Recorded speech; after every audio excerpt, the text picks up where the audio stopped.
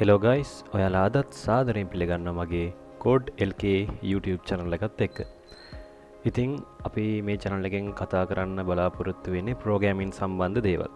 මම දැන් මේ දවස්වල කරගෙන යන tutorial එක තමයි C++ නේද? C++ කියන programming language එක ගැන තමයි මම මේ දවස්වල කරගෙන යන්නේ.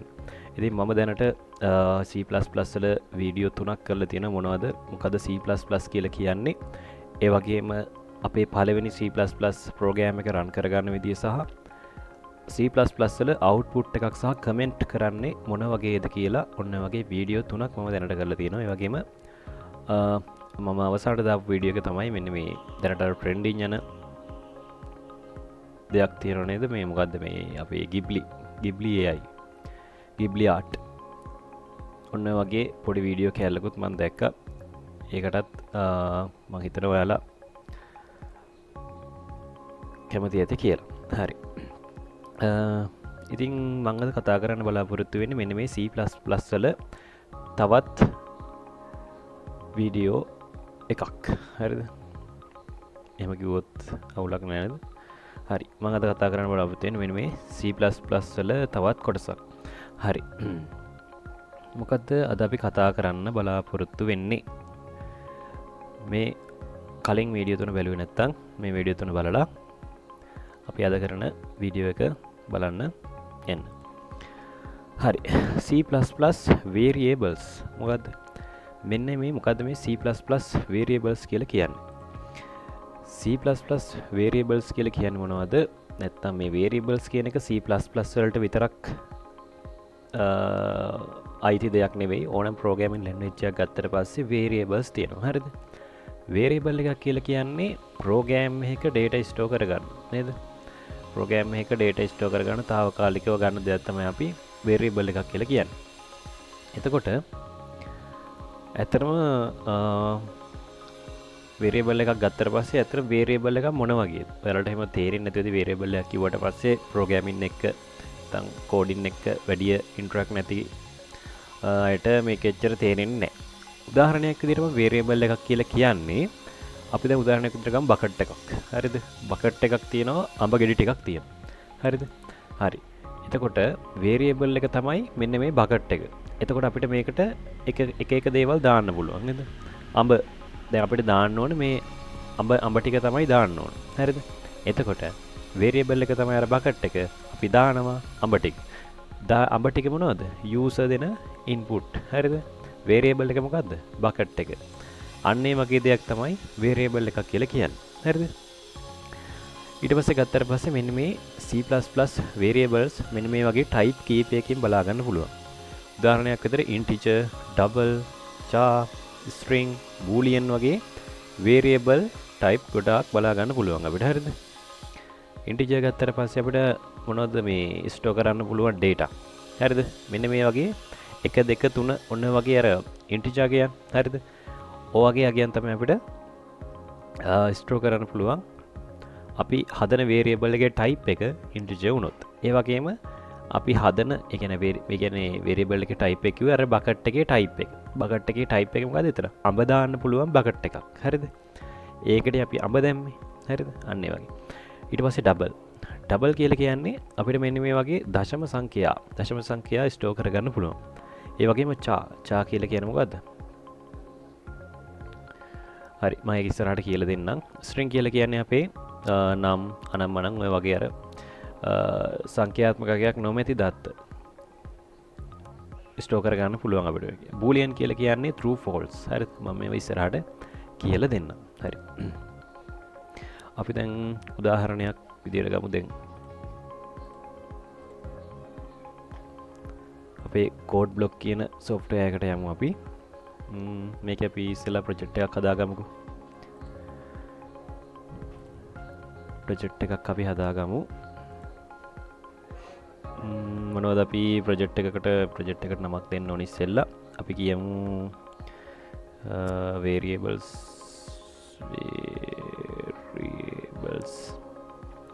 ඔයාලා මෙතෙන්ට කැමති නමක් දෙන්න පුළුවන්. හරිද? මම දැනට මෙන්න මේ නම දාලා අපි ප්‍රොජෙක්ට් එකක් හදාගන්නවා. හරිද?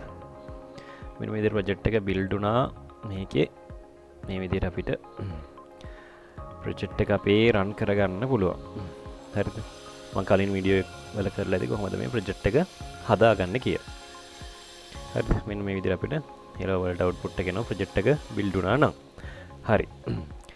දැන් මම මොකද්ද කතා කරන්න අද කතා කරගෙන යන්නේ variables ගැන.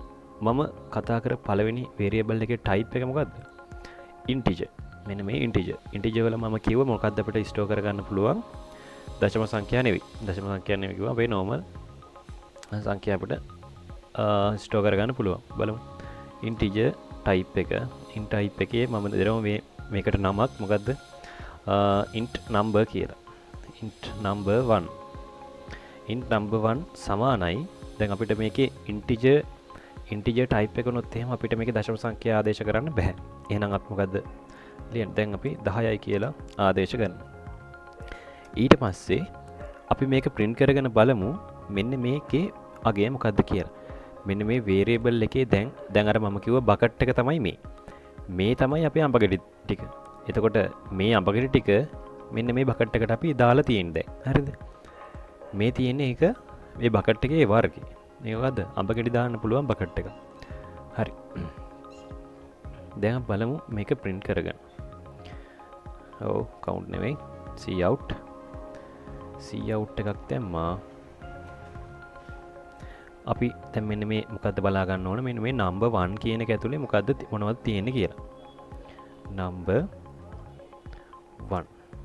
හරි. දැන් අපි මේක මෙන්න මෙතන ස්ටොප් කරගෙන ආයෙත් run කරලා බලමු මෙන්න මේ number 1 කියන variable එක ඇතුලේ මොකද්ද තියෙන අගය කියලා.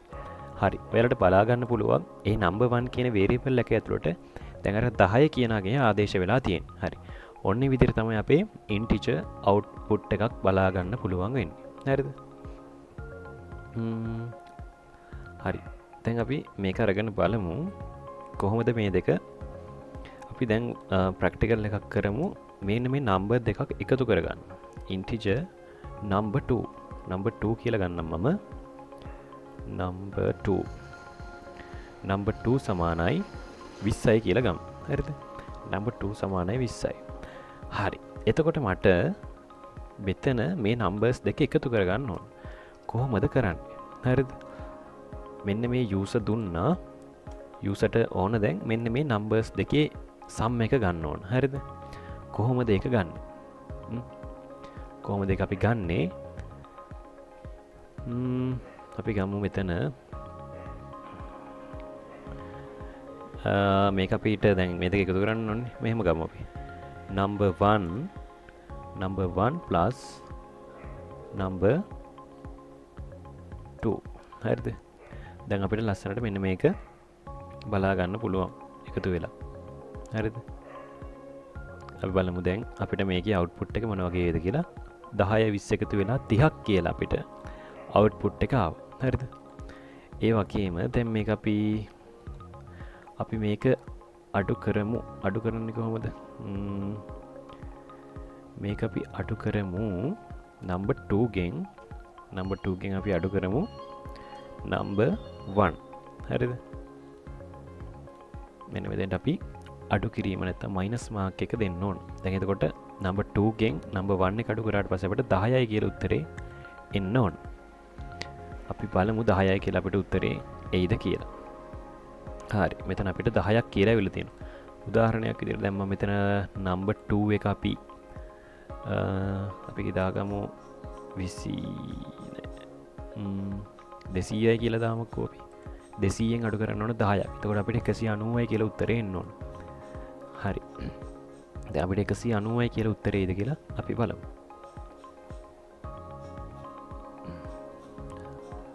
ඔයාලට බලා ගන්න පුළුවන් අපිට 200ෙන් 10ක් අඩු කරාට පස්සේ මෙතන 190යි කියලා උත්තරේ එනවා. ඒ වගේම මෙතන දැන් අපි මල්ටිප්ලිකේෂන් එක කරගමු.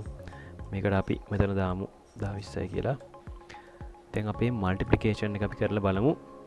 මේක අගේ 200ක් එයිද කියලා. හරි. මෙන්න ඔයාලට බලා ගන්න පුළුවන් මෙතන output එක අපිට 200ක් එනවා. හරිද?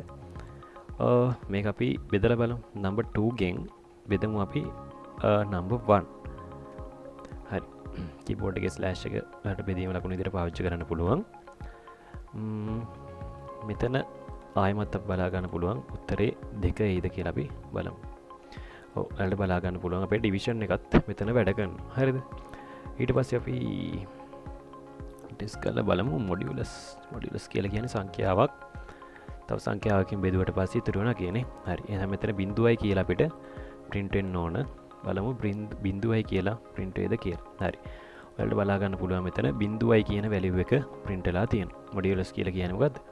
සංඛ්‍යාවක් තවත් සංඛ්‍යාවකින් බෙදුවට පස්සේ ඉතුරු වෙන අගය. හරිද? හරි. ඔන්න ඔය විදිහට අපිට integer ගැන කතා කරන්න පුළුවන්. දැන් අපි මේකම කරලා බලමු double වලට. double. හරි. ඉස්සර වෙලා මොකද්ද කරන්නේ මේක අයින් කරලා දාමු. ඊට පස්සේ මේකත් මෙහෙම ගමු. මේකේ data type එක නැත්තර bucket එකේ type එක අපි double දාමු. double. මෙතනත් අපි double දාමු. හරි. දැන් මෙන්න මේක පොඩ්ඩක් කමෙන්ට් කරගමුකෝ. ඉස්සෙල්ලා බලමු මෙන්න මේ double number 1 කියන එක print කරගෙන මේකේ value එක කොහොමද එන්නේ කියලා. number 1. හරි. මේක stop කරා ආයිමත් run කරා. බලමු 10.0ක් එනවද කියලා. මෙතන අපිට එහෙම පෙන්වන්නේ නැහැ.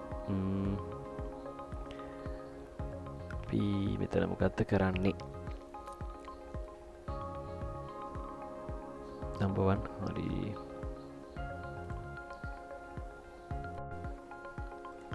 හරි. අපිට බලාගන්න පුළුවන් දැන් මේකේ අපි බලමු මෙතන දශමගයක් දීලා බලමු අපිට වැඩේ කරගන්න පුළුවන් වේද කියලා. මෙතන sorry. dot එක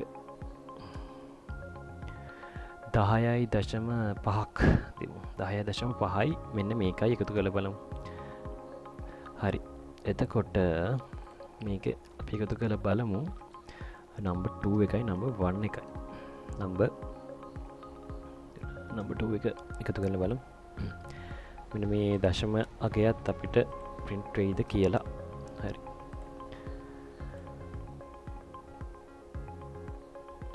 හව් මෙතන දැන් 30.5යි කියලා අපිට බලා ගන්න පුළුවන්. දැන් කෙනෙක්ට හිතෙන්න පුළුවන් දැන් අපි මේක integer දැම්ම අපි දැන් integer වලදී ආදේශ කරලා බැලුවේ නැහැ. බලමු මෙන්න මේකට අපි integer දාලා මේ විදිහට print වෙයිද කියලා. integer sorry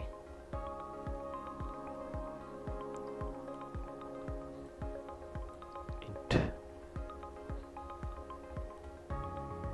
බලමු මේකේ error එකක් එයිද කියලා බලමු. මෙන්න මෙතන මේ දශමගයකුත් ආදේශ වෙලා තියෙන හින්දා.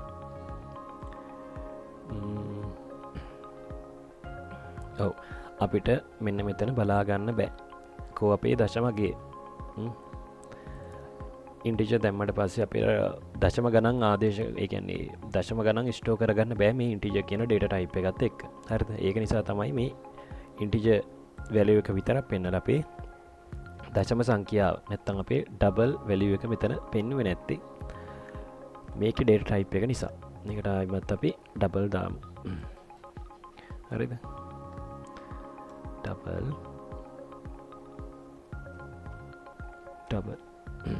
හරි. ඔන්න ඒ විදිහට මේක ඉතුරු කැල්කියුලේෂන් ටිකත් ඔයාලට කරගෙන යන්න පුළුවන්. අඩු කිරීම, බෙදීම, ගුණ කිරීම වගේ අන්න ඒ වගේ කැල්කියුලේෂන් ටිකත් ඔයාලට කරගෙන යන්න පුළුවන්. ටෙස්ට් කරලා බලන්න. හරිද? try කරලා බලන්න. ඊට පස්සේ චා අපි string ගැන නම් දන්නවනේ. මම chා එක ඊට පස්සේ එන්නම්. string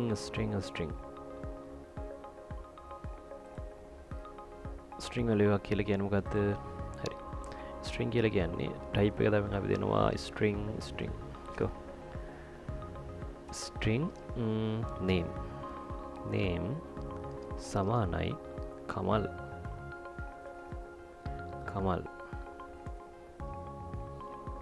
හරි. මෙන්න මේ වගේ numbers නැතුව සංඛ්‍යාත්මක අගයක් නැති දත්ත ස්ටෝර් කරගන්න තමයි මෙන්න මේ string කියන data type එක අපි ගන්න. අපි ඊට පස්සේ බලමු මෙන්න මේ name කියන එකේ තියෙන value එක මොකක්ද කියලා. print කරගමු අපි මෙන්න මේ variable එක. හරි. දැන් වලට මෙතන එන්නේ මොකක්ද එක looks වලට ගියා. Kamal was not declared in this scope. Kamal is not declared in this scope.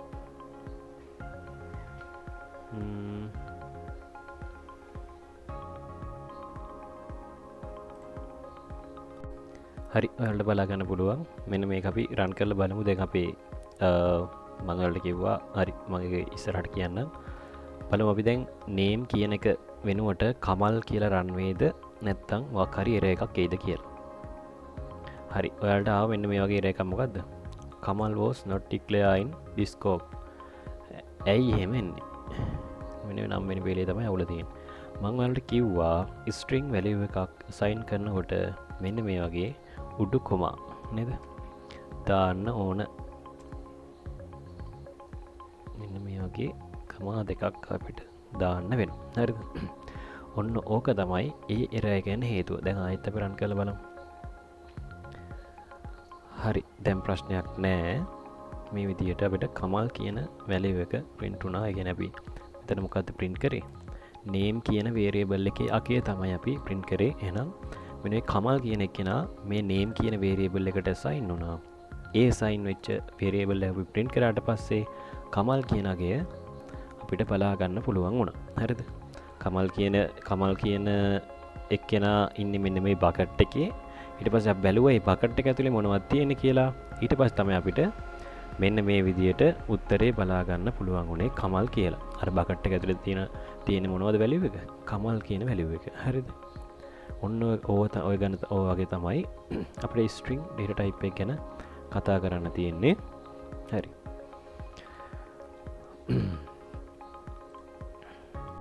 හරි ඊළඟට අපි කතා කරන්න බලාපොරොත්තු වෙන data type එක තමයි මොකද්ද? මෙන්න මේ boolean කියන data type එක. හරි. කොහොමද බලමු දැන් අපි boolean කියන data type එක එකේ වැඩේ වෙන්නේ කියලා මම ඔයාලට කියලා දෙන්නම්. බලමු. හරි මේකේ අපි ඉස්සෙල්ලා මොකද කරන්නේ? අපි දාමු මේකේ data type එක bool කියලා. bool අපි දෙමු bool my number කියලා දෙමු. my number සමානයි අපි දෙමු true කියලා. ඇයි true කියලා දුන්නේ? අපි boolean කියන data type එකත් එක්ක කතා කරන්නේ true false ගැන විතරයි. හරිද? ඒක නිසා තමයි අපි මෙන්න මේ bool කියන data type එක දුන්නේ මේ my number කියන variable එකට. හරි. ඊට පස්සේ තව එකක් දාගමු අපි bool my number 2 කියලා. සමානයි false කියලා අපි දාගත්තා. හරිද? ඊට පස්සේ ඔයාලා දන්නවද මේ කම්පියුටරයක් වැඩ කරන්නේ බිඳුව සහ එක. ඒ කියන්නේ වෝල්ටේජතාවයක් තියෙන අවස්ථාව අපි ගන්නවා එක කියලා. ඒ වගේම වෝල්ටේජතාවයක් නැති අවස්ථාව අපි ගන්නවා බිඳුව කියලා. හරිද? එතකොට true false එකෙත් එහෙමයි. true නම් අපි ගන්නෙ එක කියලා. false නම් අපි ගන්නවා මොකුත් එතන සිග්නල් එකක් නැහැ. මේ බිඳුව කියලා. හරිද? ඉතින් තේරුණාද? true අවස්ථාවේදී නම් එතන සිග්නල් එකක් තියෙනවා. එහෙනම් true. හරිද? ඒ කියන්නේ මොකද්ද? එක තමයි අපිට print වෙන්නේ. false අවස්ථාව කියලා කියන්නේ එතන මොකුත් සිග්නල් එකක් නැහැ. එහෙනම් මොකද්ද print වෙන්නේ? බිඳුව කියන එක. හරි. බලමු දැන් මම කියපු කතාව ඇත්තද කියලා. දැන් my number කියන එක අපි print කරගෙන බලමු. හරිද? මම කිව්වා true නම් true කියන අවස්ථාවේදී යම් කිසි සිග්නල් එකක් තියෙනවා. එහෙනම් print වෙන්න ඕන එක කියන අගේ. හරි බලමු.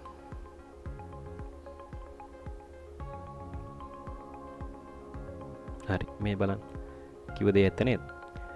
සිග්නල් එකක් තියෙනවා ඒ අවස්ථාවේ. ඒක නිසා අපිට එක බලා ගන්න පුළුවන් වුණා. හරි. එතකොට මෙතන අපි number 2 එක print කරගෙන බලමු. ඒ කියන්නේ මෙතන මොකුත් සිග්නල් එකක් නැහැ මේ අවස්ථාවේ. my number කියන එකේ සිග්නල් එකක් නැහැ මේ අවස්ථාවේ. එහෙනම් බලමු number 2 එක print කරගෙන මොකද්ද වෙන්නේ කියලා. බලමු බිඳුව print වේද කියලා. හරි. එන්න බලන්න. එතන ලස්සනට බිඳුව print වුණා. ඔන්නෝක තමයි අපේ boolean date type එකත් එක්ක අපිට කතා කරන්න තියෙන්නේ. හරිද?